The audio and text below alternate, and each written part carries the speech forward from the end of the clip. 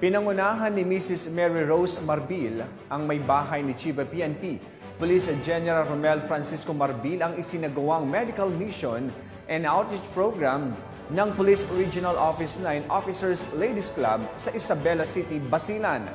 Yan ang balita ni Pacho Woman Joyce Franco. Bagong Pilipinas, narito tayo ngayon sa Lampinigan Island, Isabela City, Basilan, kung saan nagsagawa ng Medical Mission and Outreach Program, handog ng Officers Ladies Club at Police Regional Office 9. Matagumpay na naisagawa ang Medical Mission and Community Outreach Program, handog ng Police Regional Office 9, Officers Ladies Club sa Lampinigan Island, Isabela City, Basilan.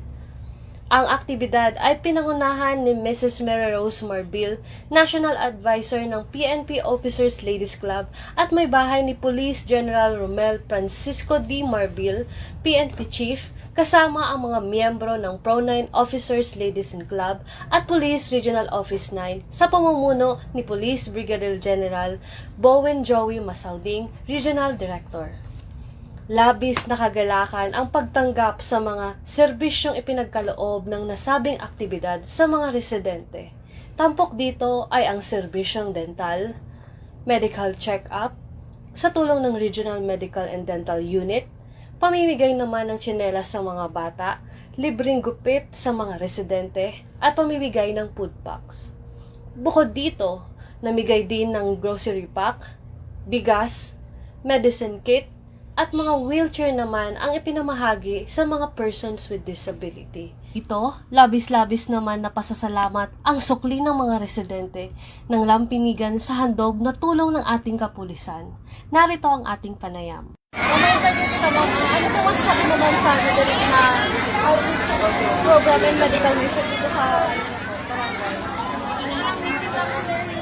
Maraming salamat po sa mga kapulisan kasi nagkaroon po ng mga mga bata na may sakit.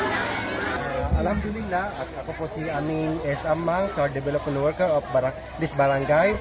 So, maraming salamat po na nagpunta kayo dito, nagbigay ng medical mission sa aming barangay at maraming tulong na po ito sa amin, lalo na sa aming mga hypertensive, sa senior citizens, sa aming mga kabataan at mga barangay ng Lampinigan po. Maraming salamat po talaga. Patuloy ang PNP sa paghahatid ng dekalidad na serbisyo sa pamumuno ni PNP Chief Police General Romel Francisco D. Marbil at sinisiguro na ang kapulisan ay handang tumulong sa anumang oras tungo sa isang ligtas, mapayapa at maunlad na bagong Pilipinas. Mula rito sa Isabela City, Basilan, ako ang inyong PNN correspondent, Patrolwoman Joyce Franco. Alagad ng batas, tagataguyod ng balitang pulis.